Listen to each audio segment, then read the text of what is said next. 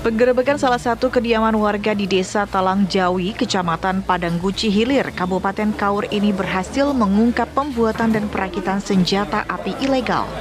Saat dilakukan penggeledahan, tim gabungan Satgasus menemukan puluhan pucuk senjata api laras panjang maupun laras pendek berikut amunisi aktif. Kelima tersangka yakni HM sebagai pemilik home industry, AM sebagai perakit dan pembuat senjata, SO penjual amunisi, sedang dua lainnya RO dan SU masing-masing berprofesi sebagai pegawai negeri sipil di Dinas Pendidikan Provinsi Bengkulu serta pegawai Lembaga Pemasyarakatan Arga Makmur Bengkulu Utara. Pembuatan senjata api yang dilakoni HM dan AM ini telah berjalan sejak tahun 2012 lalu. Senjata api rakitan seringkali digunakan para pelaku kejahatan untuk menakuti, melukai, bahkan membunuh korbannya, seperti yang terjadi di Cilacap, Jawa Tengah. 3 pelaku perampokan beraksi dengan membawa senjata api rakitan. Para pelaku tak segan-segan menembak korbannya dengan senjata api rakitan yang ternyata disewa dari seseorang.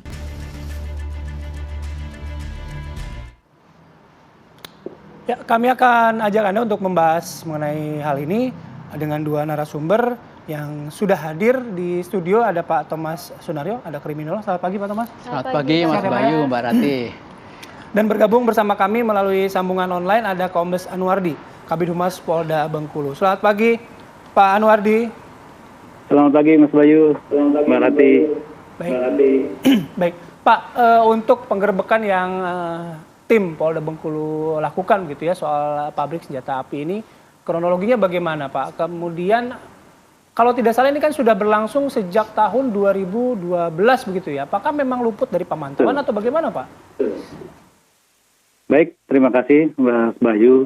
Ya, kami sampaikan ya penggerebekan TNP ini berawal dari informasi masyarakat bahwasanya di salah satu desa tersebut di Kabupaten Kaur ada pembuatan TNP. Ya. Dari informasi tersebut, Polda Bengkulu kita membuat tim, ya gabungan dari tim Polda, Polres Kota dan Polres Kaur sendiri, sama rekan-rekan kita dari Brimo. Dari penggerebekan tersebut kita berhasil ya mengungkap itu sebanyak 102 pucuk senjata api. Di mana 102 pucuk itu 95 itu laras panjang dan 7 itu laras pendek. Ya, serta kita mengamankan sebanyak 5 orang tersangka. Tim ini kita bagi 2. Yang pertama, tim pertama itu tim penindak itu berhasil mengamankan 8 pucuk senjata api, yang mana kita mengamankan yang tadi sudah disampaikan itu saudara AM, H, R, SN dan SR yang mempunyai peran masing-masing. Ya, dari tim penindak tersebut berhasil kita mengamankan 8 pucuk senjata api, yang mana 4 pucuk senjata panjang dan 4 senjata pendek, serta amunisi sebanyak 339 butir, ya, alat mesin gerinda dan lain sebagainya. Lalu tim lagi bergerak lagi karena informasi dari yang bersangkutan sudah lama menjual senjata ini secara tertutup atau secara gelap. Kita menghimbau tim keduanya yang dipimpin langsung oleh Kapolres Kaur menghimbau kepada masyarakat yang memiliki senjata diberikan waktu selama 1 bulan untuk segera menyerahkan ke pihak aparat kepolisian. Demikian. Baik. Baik. Ini dijual kemana saja rencananya Pak? Atau sudah dijual kemana saja selama ini? Ya, jadi yang bersangkutan ini dia membuat senjata apinya bukan membuat dulu, tapi apabila ada yang memesan baru dibuat gitu. Online Ke masyarakat yang ada yang memesan. Iya, Pak? Jualnya online atau gimana? Enggak, langsung kepada yang bersangkutan. Kepada yang bersangkutan, tidak dijual secara online. Nah, yang pesan ke si para pelaku ini biasanya membutuhkan senjata-senjata ini buat apa, Pak? Berbagai macam, Mas. Kalau mayoritas kalau dari masyarakat ini untuk berburu.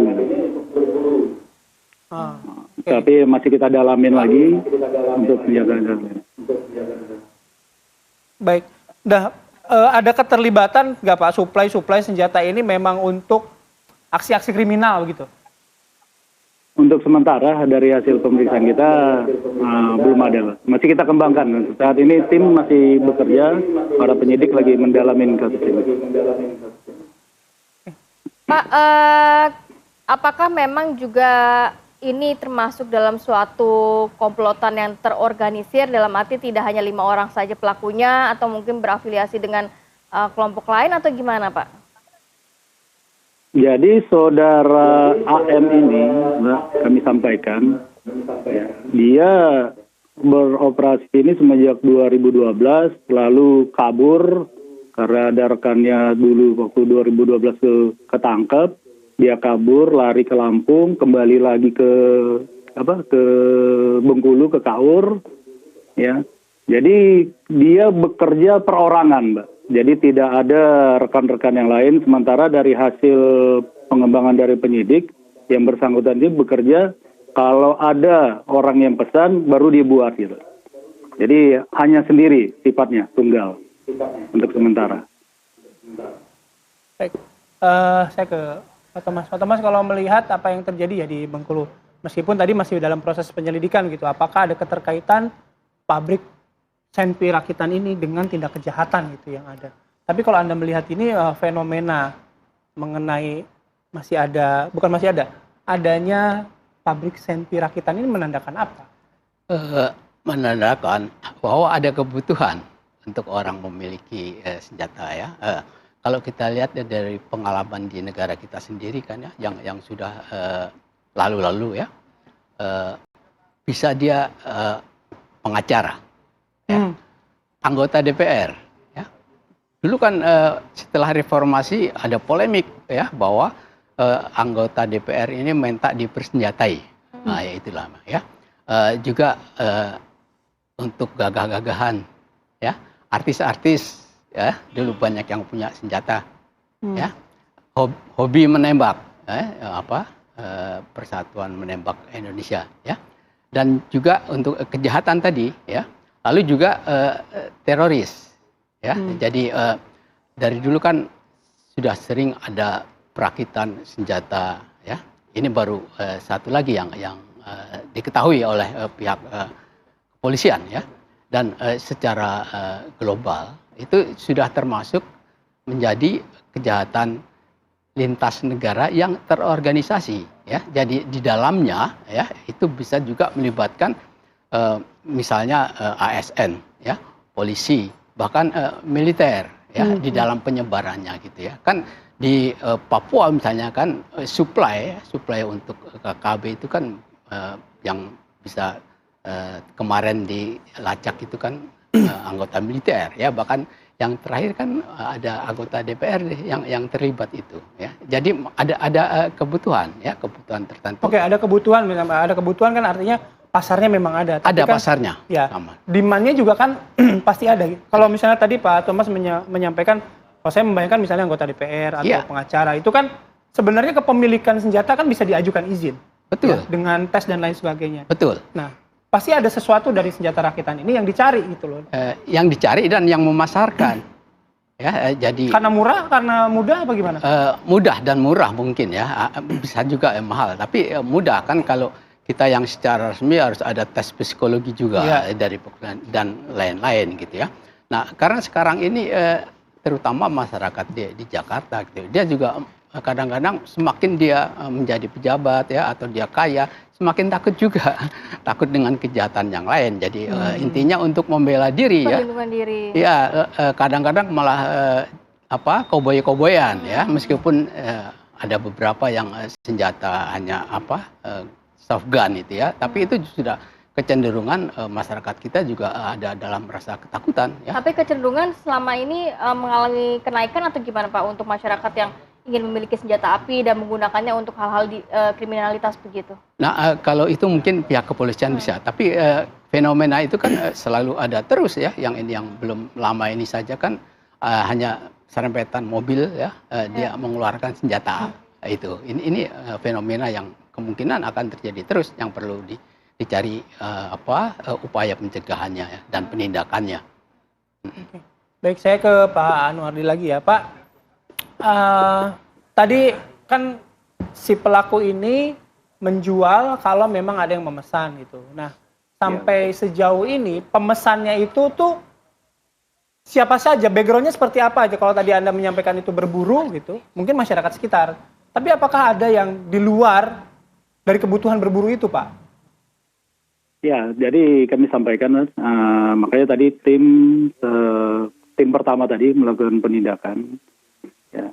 Ya, ada pemesannya yang termasuk dalam 5 tersangka ini, yaitu ada salah satu oknum ASN, ya, yang mungkin ya digunakan sampai sekarang masih kita dalamin kegunaannya itu dia gunakan untuk apa, ya. Jadi memang yang bersangkutan ini pembuat ini Mr. AM ini dia memang tidak rutin membuat, jadi dia membutuhkan waktu kurang lebih untuk satu pucuk senjata api itu pembuatannya kurang lebih 1 bulan. Jadi memang orang kalau mau butuh dipesan dulu sama yang bersangkutan, lalu baru dia kerjakan kurang lebih kalau dari penyampaian yang bersangkutan hasil pemeriksaan penyidik kurang lebih membutuhkan waktu 1 bulan. Itu pun tidak semua senjata itu dari bahan yang pembuatnya. Jadi misalnya untuk senjata panjang berarti untuk pelarasnya yang bersangkutan itu dapat dari pemesan. Jadi sebagian itu diambil dari senjata senapang angin. Jadi itu yang dimodifikasi yang bersangkutan menjadi senjata rakitan ini. Gitu. Baik. Kita juga akan terus membahas mengenai ini, pabrik senjata api rakitan yang digerebek oleh pihak kepolisian. Tapi kita harus jeda dulu sejenak, Pak. Kita Jangan akan lupa hadirkan dukung informasinya channel yang satu. kami dengan klik tombol subscribe di bawah. Dan aktifkan juga lonceng notifikasi, agar Anda dapat berita terbaru dan terupdate selanjutnya. Dan silahkan tinggalkan komentar Anda di bawah.